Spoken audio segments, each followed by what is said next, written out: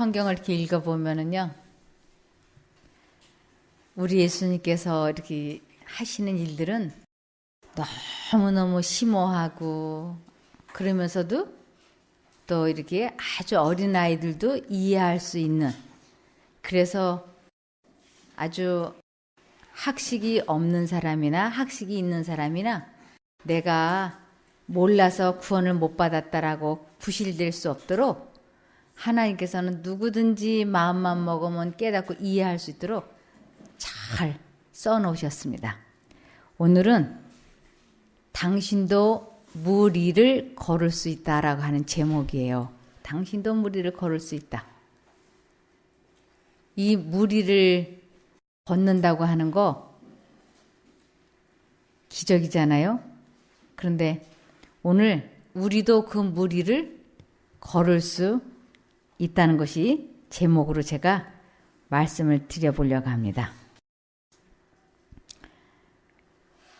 그 사람들이 이렇게 듣고 보고 읽고 먹고 마시고 하는 그것을 이렇게 청각, 시각, 후각, 미각, 감각, 그래서 이 오감을 통해서 사람들이 많이 마음들이 기뻐질 수도 있고 슬퍼질 수도 있고 허탈해질 수도 있습니다.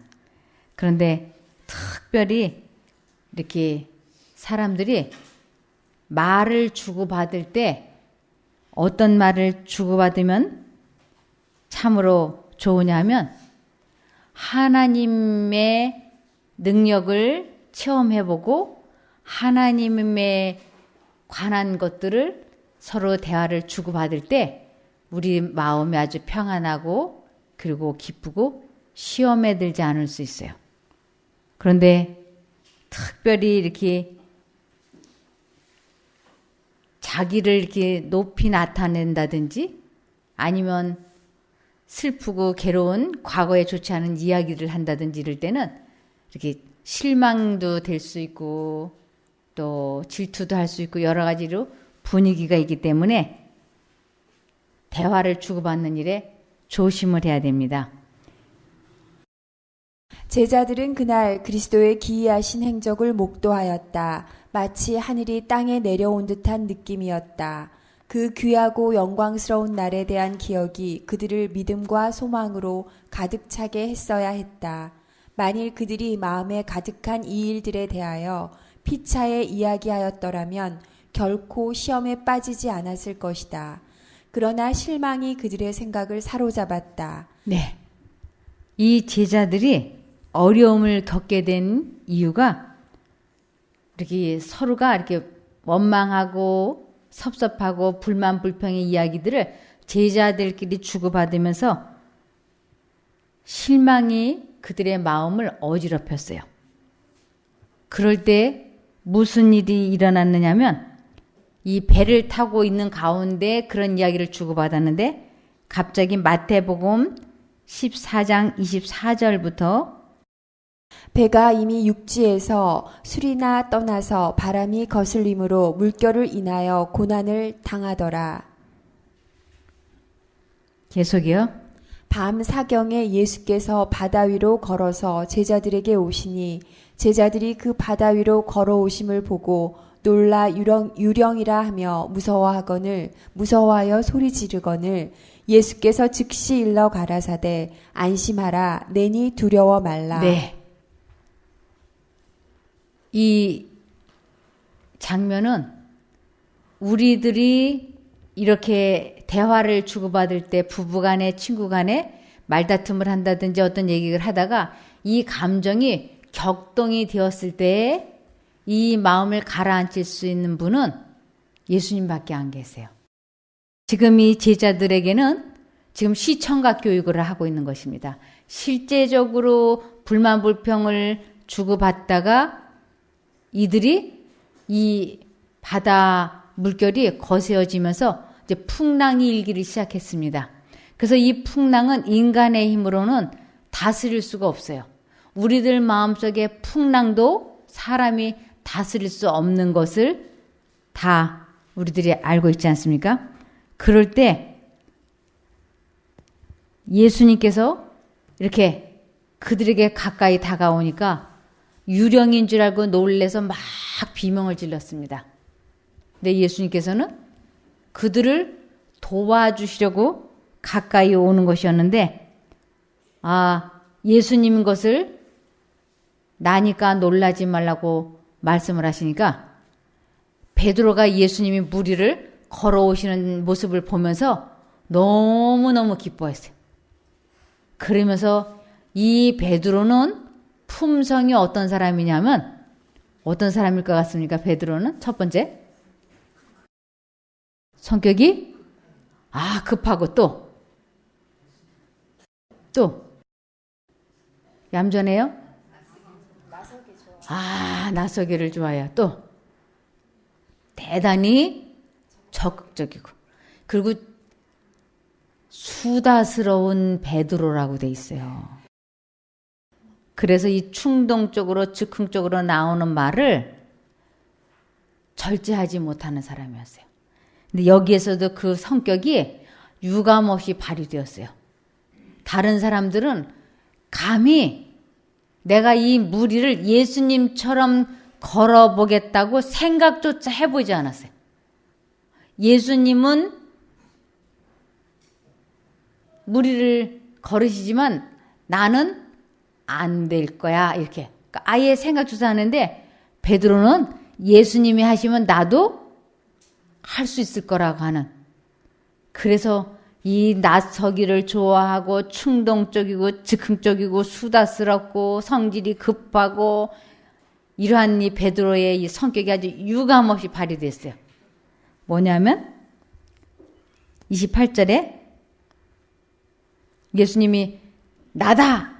두려워하지 마라! 그랬더니 즉시 베드로가 대답하면서 28절에 베드로가 대답하여 가로되 주여 만일 주시어든 나를 명하사 무리로 오라 하소서 한데, 계속이요? 오라 하시니 베드로가 배에서 내려 물 위로 걸어서 예수께로 가되 바람을 보고 무서워 빠져 가는지라 소리질러 가로되 주여 나를 구원하소서 하니. 네. 예수님, 나를 물 위로 걸어오게 해달라고 하니까 걷게 해주셨어요.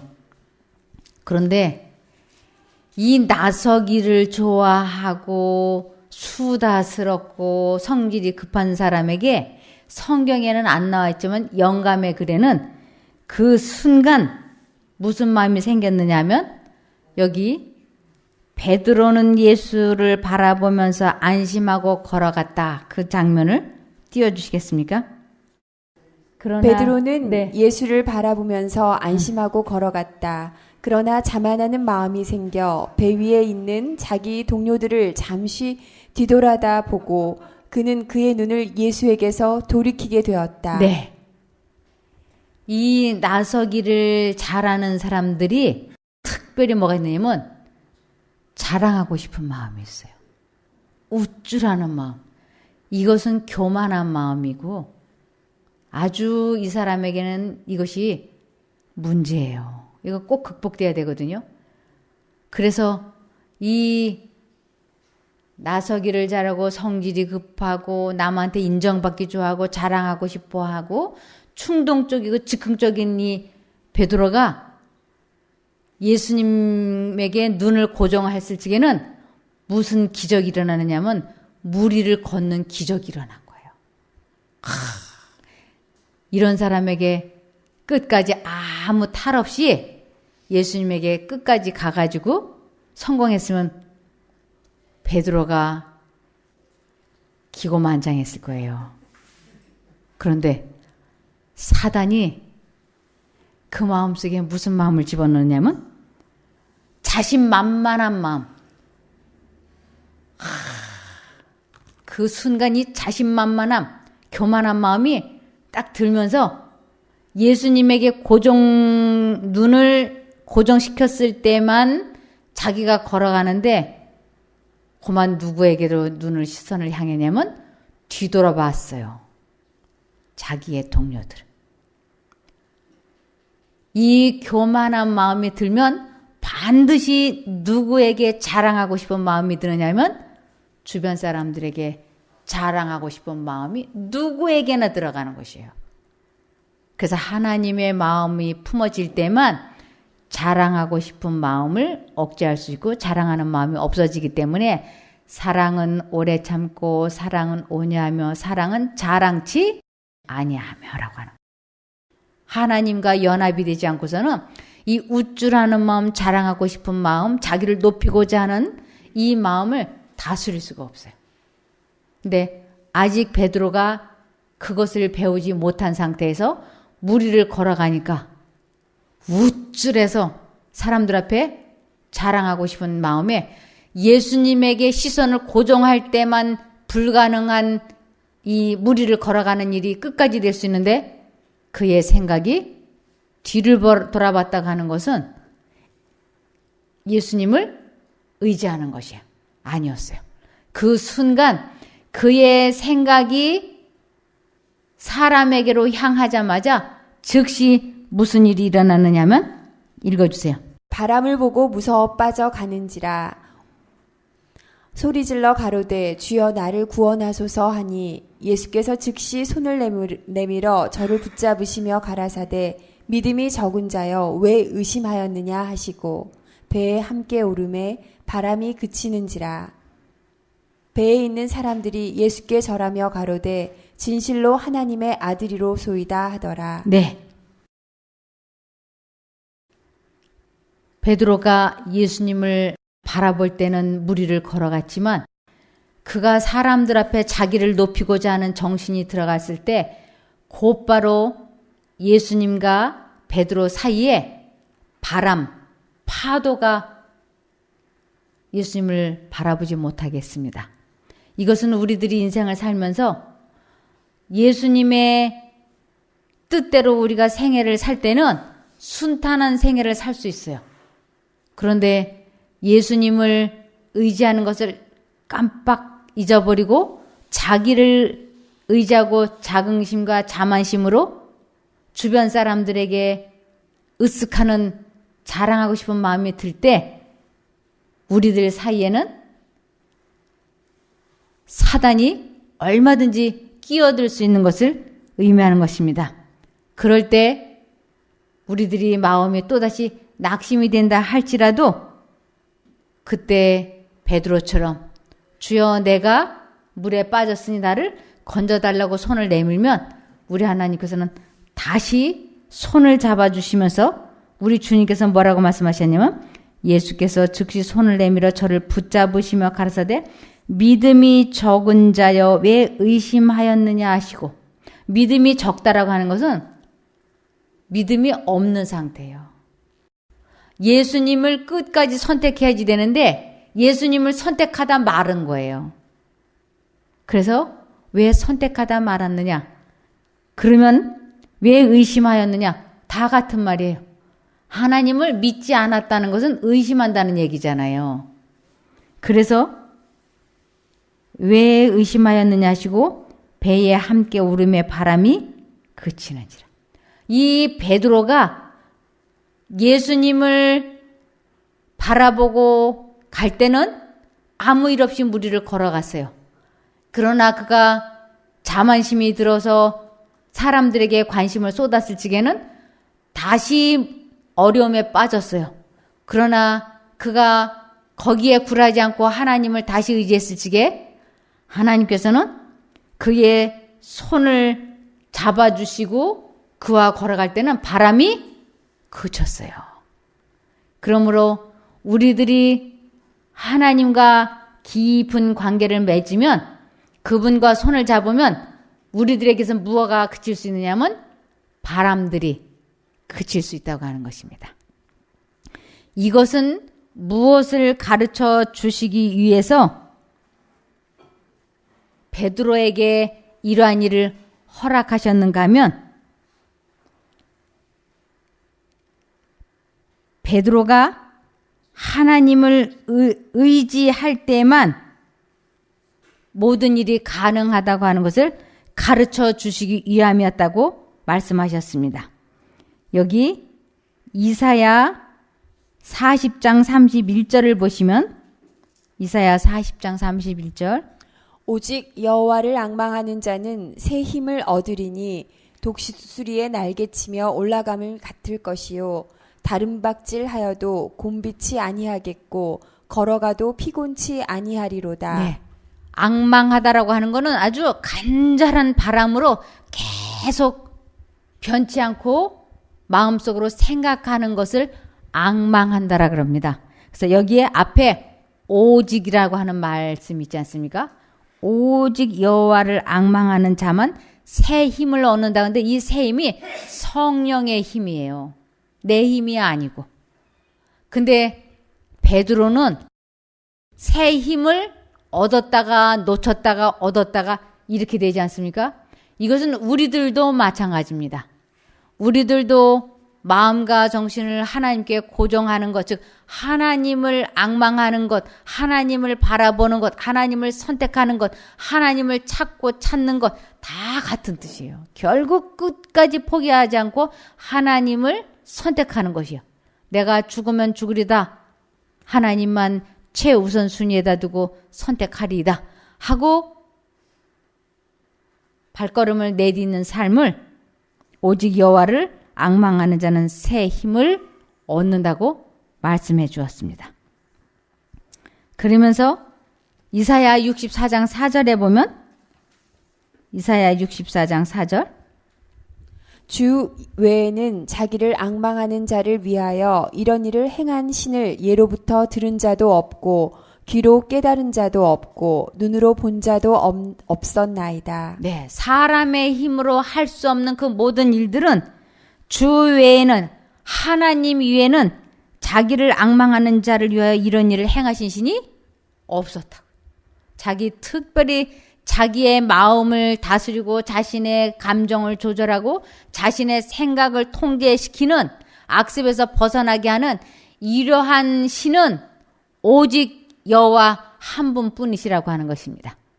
그래서 불교나 마호메교나 힌두교나 여러 종파가 이 세상에 많지만 그 신의 이름을 불러서 자신의 감정을 조절할 수 있고 악습을 끊을 수 있는 그 힘을 주는 신은 생명을 주는 새 힘을 주는 신은 세상천지에 상천하지에 여호와 하나님 한 분뿐이라고 하시는 것입니다.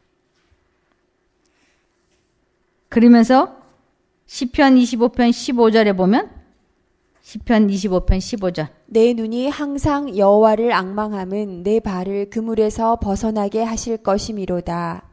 내 눈이 이것은 내 마음이라는 뜻이에요.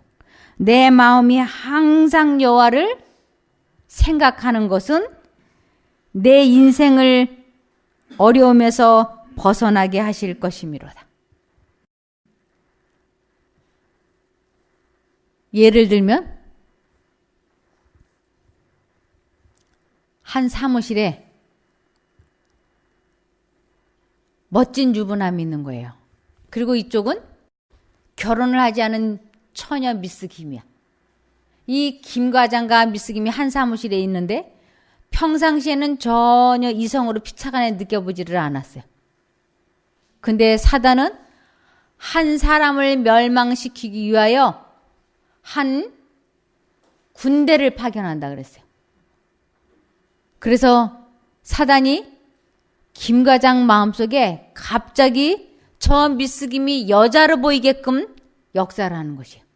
그럼 김 과장 눈에 저 미스김이 너무 매력적으로 느껴지고 보아지는 거예요. 이때까지는 안 그랬었는데 몇 년을 같은 사무실에서 근무해도 그렇지 않았는데 그리고 또 사단은 저 미스김 눈에 이 김 과장이 남자로 보이게 역사하는 것이에요. 그래서 김 과장 마음속에 미스김에게 오늘 날씨도 이렇게 좋은 라일락꽃 향기가 그윽한 이날에 야외에 나가서 차 한잔 하자고 드라이브 좀 하자고 문자를 보낼까? 이런 생각을 주입시키는 것이에요. 그러면 성령께서는 즉시 그러면 안 돼. 그러면 안 돼. 이렇게. 그래서 사람의 마음속엔 두 생각이 들어오기 때문에 이게 이제 갈등이 되는 거예요. 갈등이 되는데 하나님의 능력이 아니고서는 사단이 주입시키는 이러한 생각에서 벗어날 수 있는 길이 없다고 하는 것이에요. 그래서 예수님께서는 여자를 보고 음욕을 품는 자마다 이미 간음했느니라고 말씀하시는 것이에요. 사단은 집요하게 이제 생각을 주입시켜요. 이 두 남녀를 어려움에 빠뜨리면 이 양쪽 양가 가정이 풍비박산이 되고 아주 패가망신할 것을 사단은 알기 때문에 그렇게 하려고 아주 계획적으로 사단이 덤벼드는 것이에요. 그럴 때 아니 요번 한 번만 라일락꽃 다치기 전에 차 좀 마시러 가자고 하자 이런 생각이 자꾸 들어오는 것이에요. 주님께서는 안 돼. 이렇게 시작하다가 큰일 나. 혹시라도 차 마시러 갔다 우리 와이프라도 눈치채면 내가 어떻게 감당하려고. 그러면 안 되지. 아니 그냥 한 번만 이렇게 왔다 갔다 하다. 어떻게 할까요? 이 생각을 다스릴 줄을 모르면 다 넘어가요. 그래 요번 한 번만 문자를 이제 보내. 오늘 라일락 향기가 아주 좋은데 미스김 나하고 차 마시러 어디 좀 갈까? 이렇게 문자를 띠리릭 보냈어요.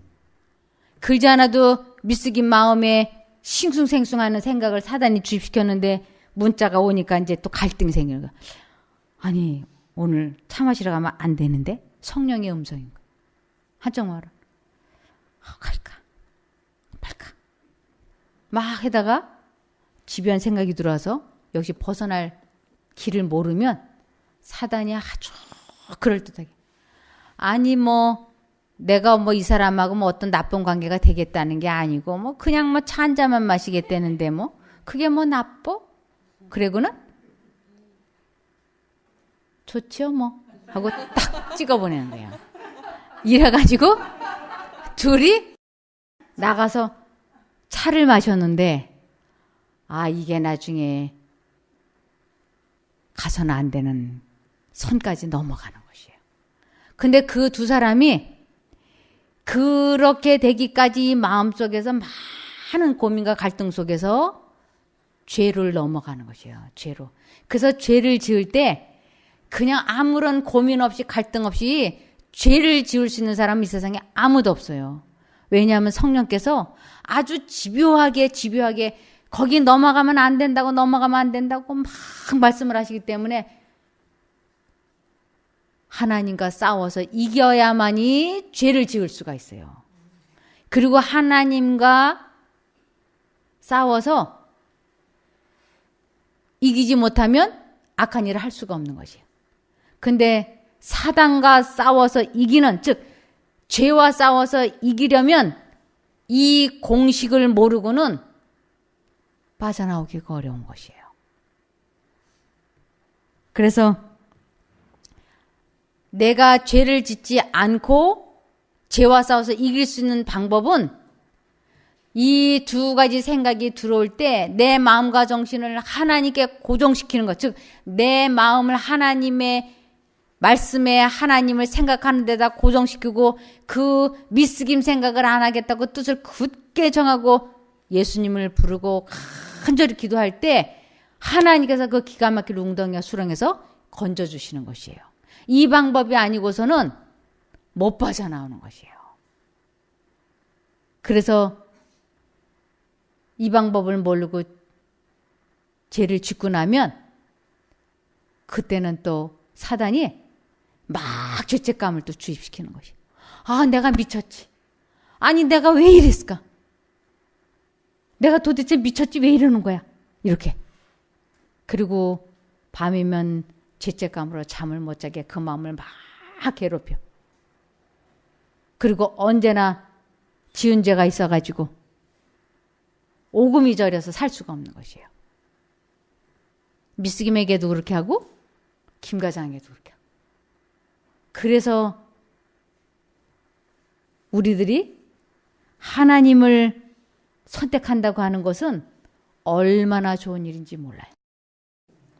이 베드로가 눈을 예수님에게서 돌이켰을 때에 그의 발디딤은 허물어지고 파도 속으로 빠져들어갔던 것입니다.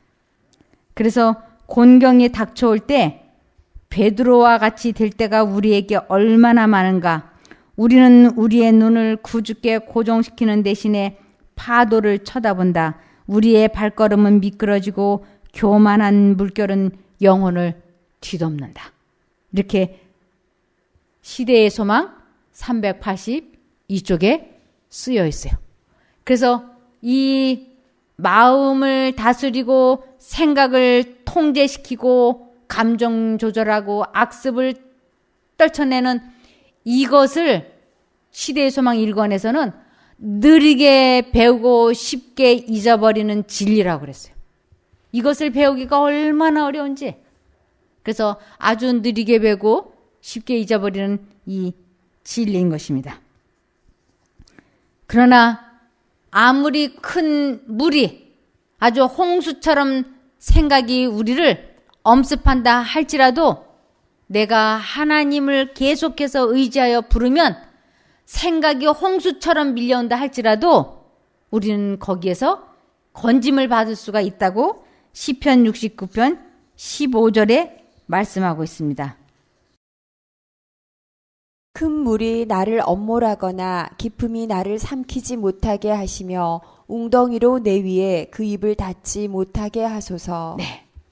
사단이 넣어주는 생각이 홍수처럼 밀려 들어온다 할지라도 우리가 사단의 그러한 유혹에 동의하지 않는 이상은 사단은 우리를 죄짓게 강제로 죄짓게는 절대로 못합니다. 꼭 우리가 동의를 해야만이 되는 것입니다. 그래서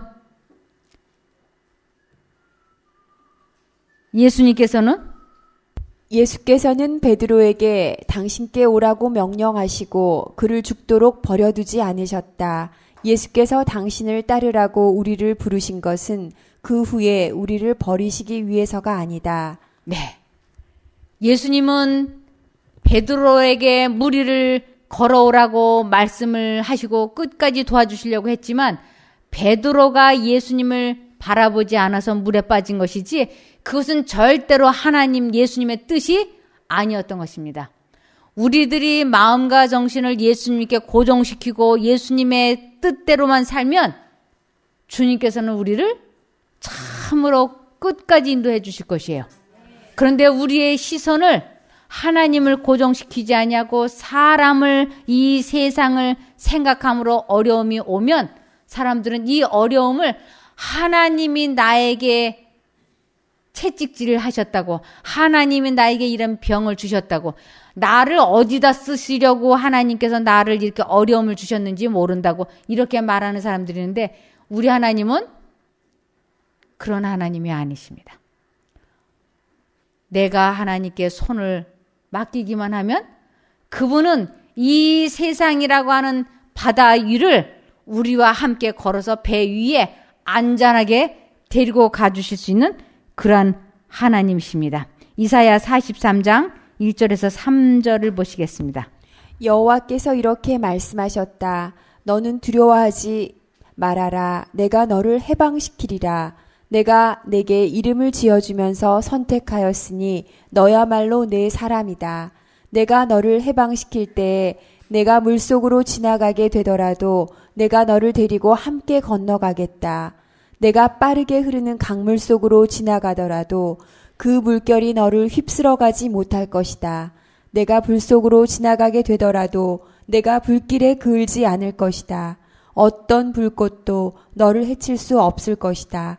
바로 나 여호와가 내 하나님이며 이스라엘의 거룩한 하나님 나 여호와가 너를 해방시켜주는 자이기 때문이다. 나는 너를 해방시켜주는 값으로 애굽과 구스와 스바 등 온 아프리카를 모두 다 바사에게 넘겨주었다. 네. 하나님께서는 이 세상에 그 많은 사람들이 하나님을 거절한다 할지라도 한 사람이 나를 선택하면 그 많은 사람 중에서 하나라도 건져주신다고요. 그러면서 왜 베드로에게 이렇게 바다 위를 걸어오시라고 했고 무엇을 가르치시기 위하여 그를 걷게 하셨는지를 여기 이렇게 써놨습니다. 예수께서는 제자들의 품성을 아셨다. 그는 그들의 믿음이 얼마나 격심한 시험을 당할 것인지를 아셨다. 바다에서 일어난 이 사건을 통하여 예수께서는 베드로에게 그의 연약함을 보이기를 원하셨다. 곧 언제나 하나님의 능력을 의지함으로써만 그가 안전할 수 있다는 것을 보여주기를 원하셨다. 시험의 폭풍 가운데서 베드로는 자신을 전혀 믿지 아니하고 구주께 의지할 때에만 안전하게 행할 수 있었다. 베드로가 약하였던 것은 자신을 강하다고 생각한 바로 그 점이었다. 그리고 그가 자신의 연약함을 식별할 때까지는 그리스도께 의지할 필요를 깨달을 수 없었다. 만일 베드로가 바다에서 있었던 경험을 통하여 예수께서 가르치고자 하셨던 교훈을 배웠었더라면 큰 시험이 닥쳐왔을 때 넘어지지 않았을 것이다. 네. 베드로가 자신의 연약함을 식별할 때까지는 그리스도께 의지할 필요를 깨닫지도 못했고 배우지도 못했어요. 이 바다 위를 걷다가 물에 빠지는 이 경험 속에서 베드로는 무엇을 배워야 됐느냐 하면 내가 언제나 마음과 정신을 하나님께 고정시킬 때만 안전하다. 이것을 배우게 하시려고 이 바다 위를 걷는 경험을 하게 하신 것입니다. 그래서 자신의 약점을 알고 주를 의지할 그때가 곧 가장 강한 순간입니다. 우리 모두가 다 그렇습니다. 나는 하나님을 의지하지 않으면 아무것도 할 수 없다고 하는 것을 알 때, 그때가 가장 강한 때예요. 그때가 하나님을 의지할 때니까. 그래서 고린도후서 12장 10절을 보시면 그러므로 내가 그리스도를 위하여 약한 것들과 능욕과 궁핍과 핍박과 곤란을 기뻐하노니 이는 내가 약할 그때에 곧 강함이니라. 네, 내가 약하다라고 하는 것은 주님을 전적으로 의지할 때를 의미하는 것입니다. 아, 나는 도저히 내 마음을 다스릴 수 없어. 그래서 하나님, 제가 죄를 짓느니 차라리 죽겠습니다. 그리고 굳게 결심을 하고 하나님을 부를 때, 그때가 가장 강한 때라고요. 제가 아주 이 충동적으로 즉흥적으로 말이 쏟아지는 악습이 있어가지고 그 악습을 고치기 위해서 얼마나 발버둥 쳤는지 몰라요. 하는 순간 이미 말은 나와 있어요. 그 악습을 고치기 위하여 무수히 기도했습니다. 아주 새벽 기도, 금식 기도, 매 순간 기도하는데 어느 때 실수를 하느냐면 상대방과 이렇게 대화를 나눌 때 그 분위기, 대화에 푹 빠져가지고 예수님을 바라보는 것을 잊어버려요. 그러면 충동적으로, 즉흥적으로 말이 많이 나와요. 근데 핸드폰 할 때 예수님을 잊어버리지 않으려고 노트에다 예수님을 써가면서 듣고 있어요. 그래서 어느 때는 제 친정어머니가 전화했는데 저도 모르게 예수님 잊어버리면 안 돼. 예수님! 이렇게 한 적도 있어요. 제 친정어머니가 놀라가지고 네가 미쳤냐? 나보고 예수님이라고 하니? 그렇게 제가 안 잊어버리려고. 그래서 예수님 하면서 상대방과 대화를 나누면 정말로 상대방과 대화할 때 휘말려 들어가지 않고 말 실수를 하지 않게 하나님께서 이렇게 입술의 열매를 해주신다니까요. 그럴 때 이 마음이 얼마나 평안한지 몰라요. 그래서 이것을 이사야 57장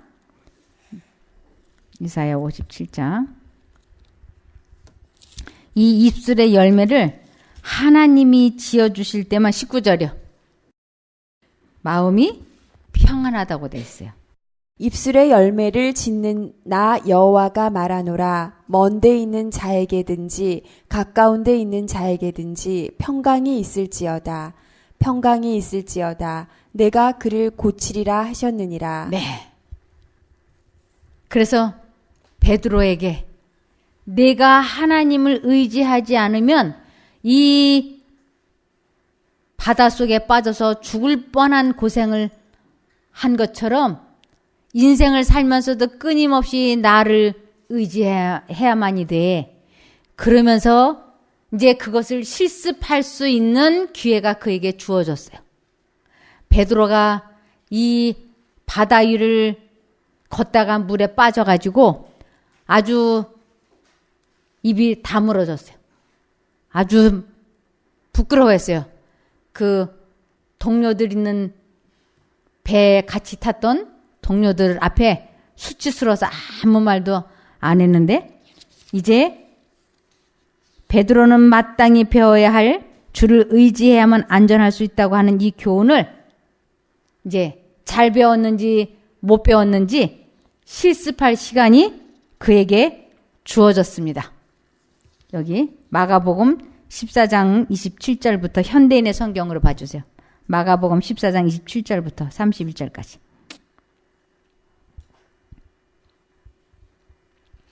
그때 예수님은 제자들에게 이렇게 말씀하셨다.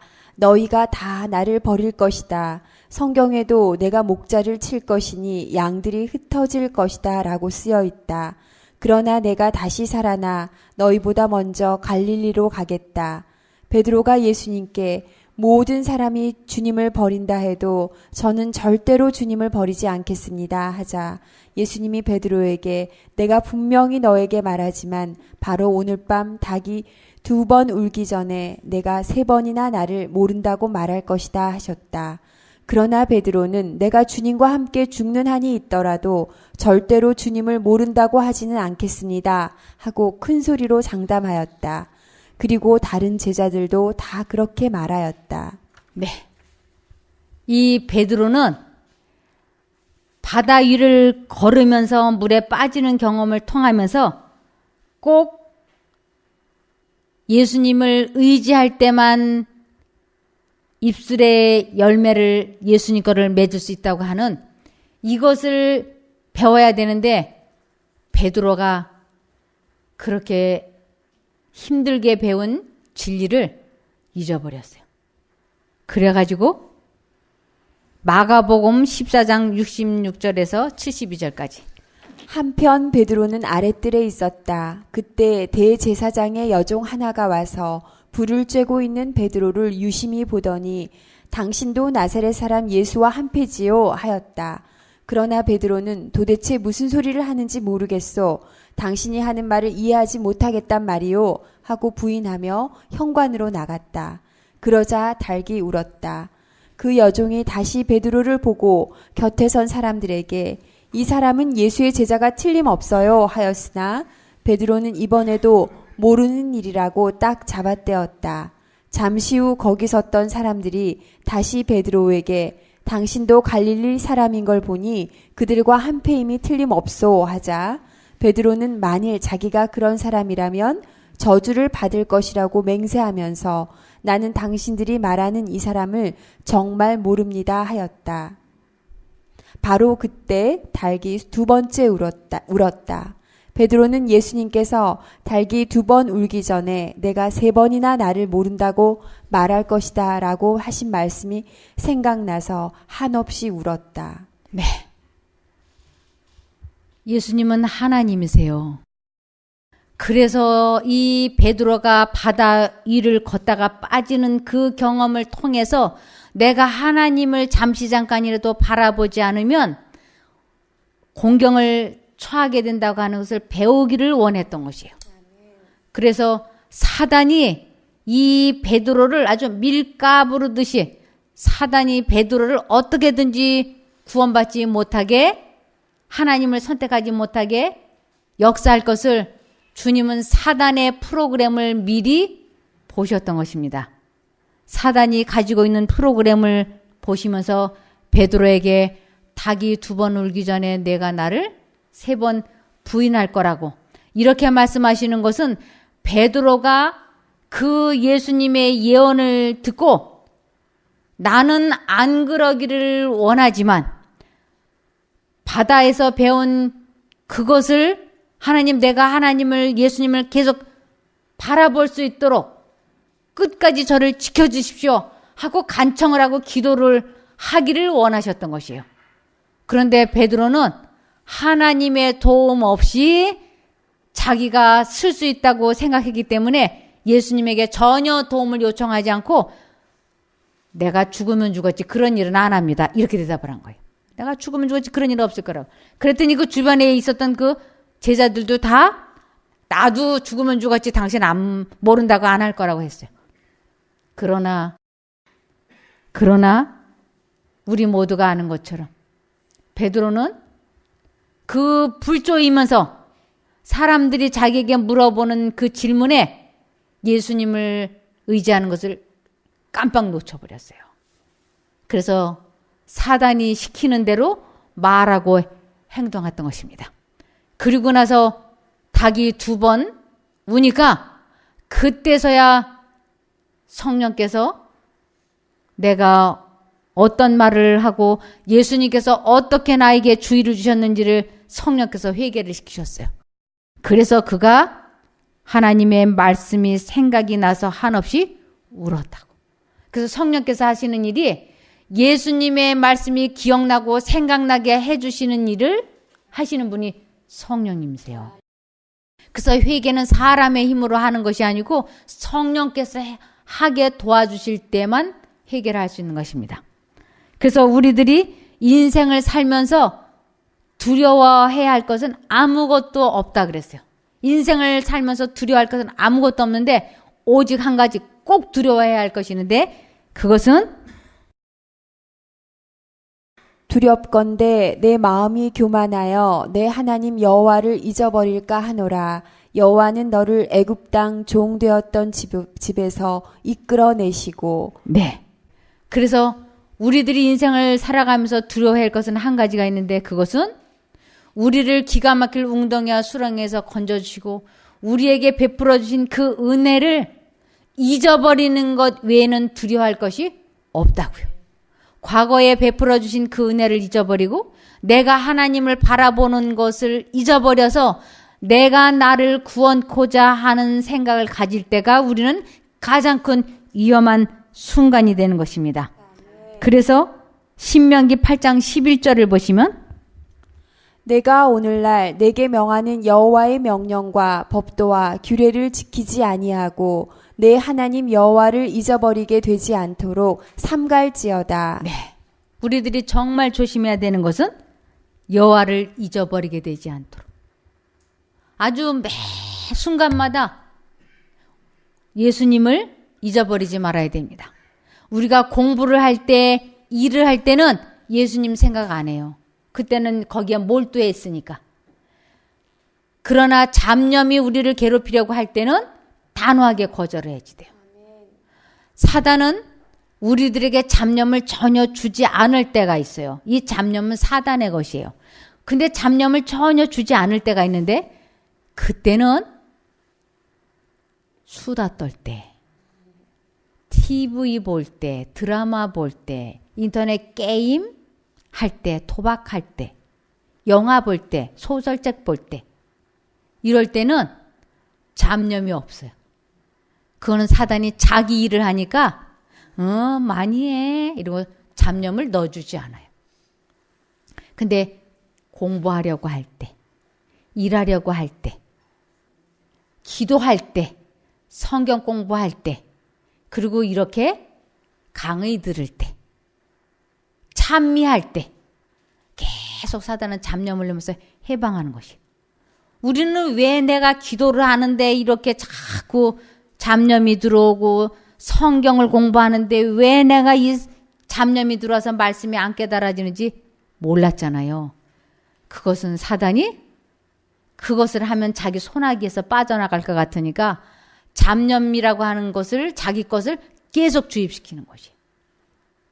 그래서 우리들이 소설, 만화, 영화, TV 드라마, 뭐 도박 이러한 것을 하게 되면 기도하려고 눈을 딱 감으면 막 영화 봤던 장면이 휙 돌아가고 드라마가 돌아가고 그래서 기도도 할 수 없고 성경도 읽을 수 없게 되는 것이 사단이 역사하기 때문인 것입니다.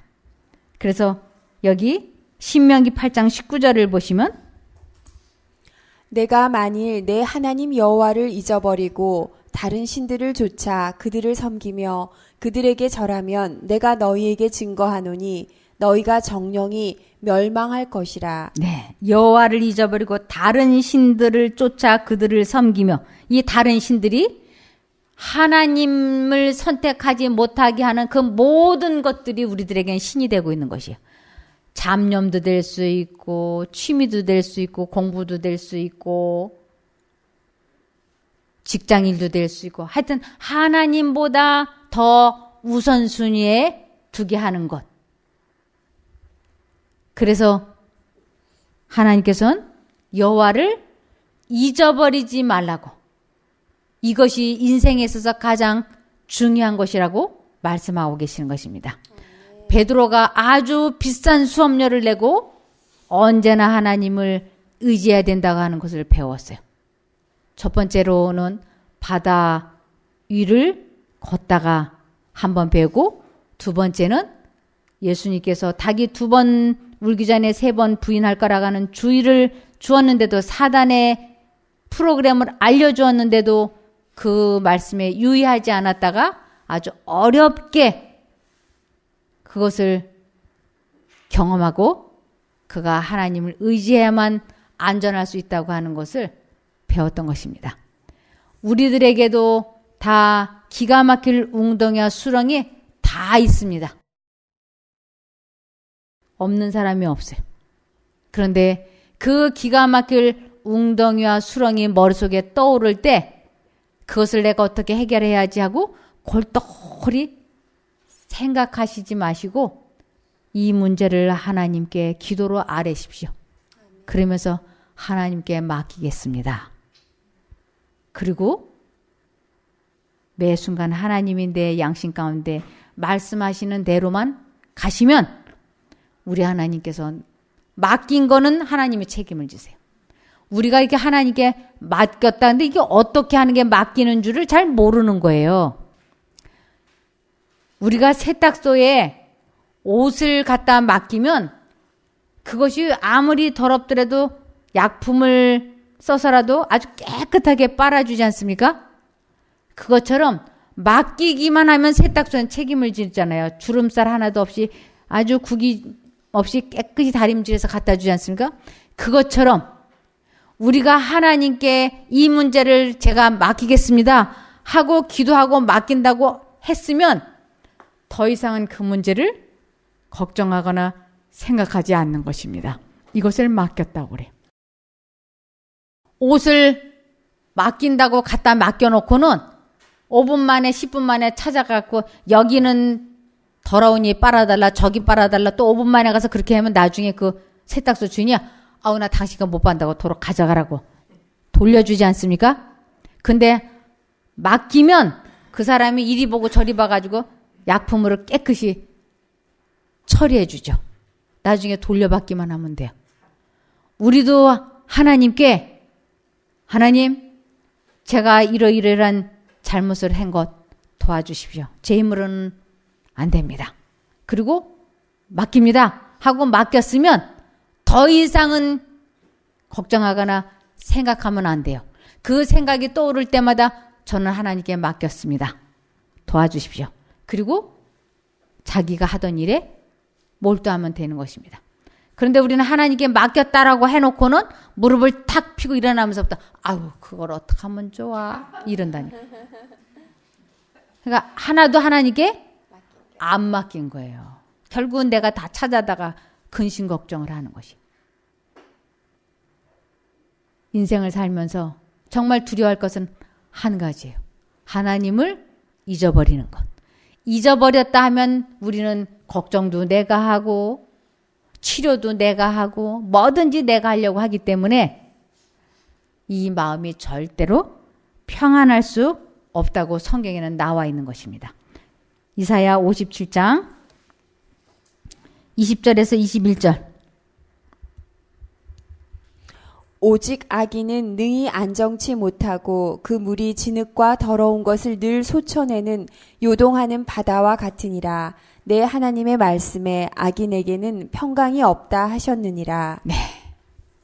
우리 마음이 평안하려면 언제나 마음과 정신을 예수님께 고정시키고 잡념이 없어질 때 우리는 평안할 수 있어요.